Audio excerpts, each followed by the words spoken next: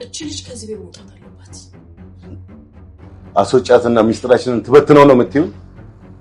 አይደለም ግን ምንም ነገር አላማረኝም። የሷ ነገር ቀላል ነው። ምን እያደረኩ እንደሆነ አሳይሻለሁ። ምን እያደረክ? ነገሮችን ሳልጨርስ ማውራት አልወድም። ልጅን ለማማለል እየሞከረች በስራ ሽርጧ ነው የምታማልለው? ቆይ ምንም አይመስልህም እንዴ? አዎ ምንም አይመስለኝም። እኔን አይንኩኝ እንጂ። ቆይ እንዴት ነው የምታስበው? ብዙ ነገር ታውቃለች እኮ። ተወቅ። በማስጠነቅቃት አስጠነቅቃታለሁ።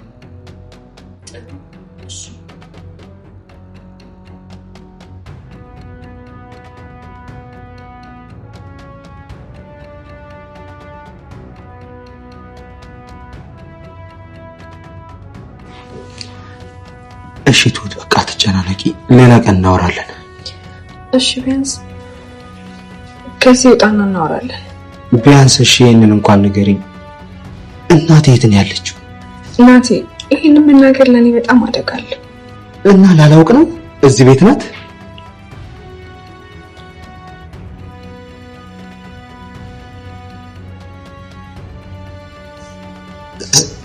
እናቴ እዚህ ቤት ናት?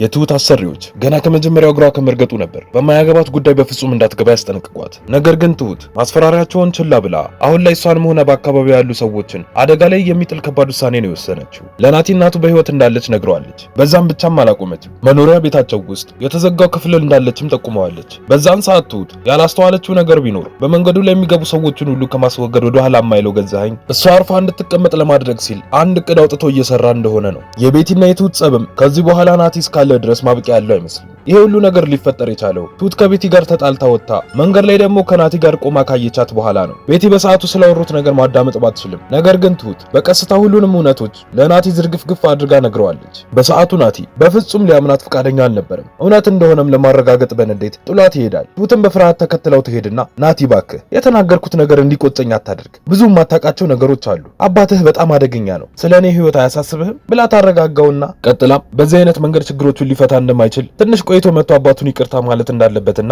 አጠገባቸው ሆኖ በብልሃት ነገሮችን ማድረግ እንዳለበት መክራው ወደ ቤት ትመለሳለች። እዛ ስትደርስ ከናቲ ጋር ቆመው ስላየቻት በቅናት የተንገበገበችው ቤቲ ባለቤቷ ገዛኸኝን አጠገቧ አስቀምጣ ትሁትን ትጠራታለች። ቀድማ ወደ ቤት ገብታ ለገዛኸኝ ነገሩን አዙራ ነግራው ነበርና እሱም ምንድነው ያደረግሽው? ለማን የተናገርሽው? ብሎ ሲላት ትሁትም ኧረ እኔ ለማንም አልተናገርኩም፣ ነፋስ ለመቀበል ነበር የወጣሁት ብላ ትለዋለች። ቤቲም ቀጥላ አቷሺ ከናቲ ጋር ቆመሽ አይቼሻለሁ ብላ ስትላት ትሁትም ይሆናል ግን አጋጣሚ ነው የተገናኘ ነው ብላ ትመልስላታለች። በነገሩ የተንጨረጨረችው ቤቲም መሸነፍን ስላልፈለገች በአጋጣሚ ተገናኝታችሁ ነው ያን ሁሉ ስታወሩ የነበሩት ብላ ታፋጠጣታለች። ትሁትም ያለምንም ፍርሃት ረጋ ብላ አባቱ ላይ እንደዛ መሆን እንደሌለበት ነው የነገርኩት ብላ ስትል ገዛኸኝም በመሃል ይገባና አንድና አጭር ጥያቄ ልጠይቅሽ፣ ሲጀመር ለምን ወጣሽ ብሎ ይጠይቃታል። ከተናገረች ጉዳይ የሚወጣው ቤቲም ቶሎ ብላ ሂጂልኝ ከዚህ አሁን ቀጥ ብለሽ ወደ ስራሽ ሂጂ ብላ ታባርራታለች። ገዛኸኝም ተጣልታችኋል እንዴ ብሎ ሲጠይቃት ቤቲም ከገረድ ጋር ምን አጣላኝ ንቀቷ ነው እንጂ የሚያናደኝ ብላ ስትለው ገዛኸኝም አሁን አንድ ነገር ማድረግ ይኖርብናል።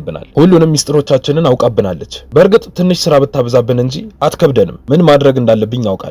አርፋ ካልተቀመጠች ዘር ማንዘሯን ነው ማጠፋላት። ግን ምንም የማትል ከሆነ አርፋ መኖር ትችላለች ብሎ ይላታል። በነጋታውም ጠዋት ገዛኸኝና ቤቲ ቁርሳቸውን እየበሉ ባሉበት ናቲ መጣና ፈጠን ብሎ አባቱ እግር ስር ተንበርክኮ አባቴ እባክህ ይቅር በለኝ፣ ይቅርታ ካላረክልኝ በፍጹም ከዚህ አልነሳም ብሎ ሲል ገዛኸኝም እሺ ይቅርታ አድርጌልሃለሁ በል ተነስና ቁጭ በል ብሎ ያስነሳዋል። ናቲም ቀጥሎ በጣም አመሰግናለሁ ብሎ ወንበሩ ላይ ይቀመጣል። ተጠራጣሪው ገዛኸኝም ቆይ ግን ዛሬ ምን ተገኝቶ ነው ብሎ ሲጠይቀው ናቲም ልክ አልነበርኩም፣ እንደዚህ ማድረግ አልነበረብኝም፣ ሁሉም ነገር አንተ ስትፈቅድ ብቻ ነው መሆን ያለበት፣ ይቅርታ ስላደረክልኝ በጣም አመሰግናለሁ፣ አሁን ግን መሄድ ያለብኝ ቦታ አለ ልሂድ፣ በሉ ደህና ዋሉ ቻው ብሏቸው ይወጣል። ከትንሽ ቆይታ በኋላም ትሁት ከቤት ልትወጣ ስትል ቤቲ ትመጣና ወዴት ልትሄጂ ነው ብላ ስትላት ትሁትም ቤት ውስጥ የሚቀመስ ነገር የለም ገዛዝቼ ልምጣ ብላ ትላታለች። ቤቲም ከ10 ደቂቃ በላይ እንዳትቆይ አስጠንቅቃት ትልካታለች። ትሁትም ናቲ ጋር ነበር የሄደችው። እዛ እንደደረሰችም ጥሩና የብልህ ሰው ውሳኔ እንደወሰነ ትነግረዋለች። ቀጥላም ይሁን ይኸውልህ ናቲ ይህንን እንዳወቅ ካወቁ ግን እናትህን ይጎዷታል ብላ ትለዋለች። ናቲም ደስ ብሎት ትሁት አንቺ ማለት ለእኔ ከሰማይ የወረድሽ መልአኬ ነሽ። ምንም እውነት እየመሰለኝ አይደለም። አንቺ ልዩ ሰው ነሽ። ህይወቴ ላይ እንዳንቺ ውለታ የዋለልኝ ሰው የለም። ግን ትሁት እናቴ የት ናት ብሎ ሲጠይቃት እሷም ይኸውልህ ናቲ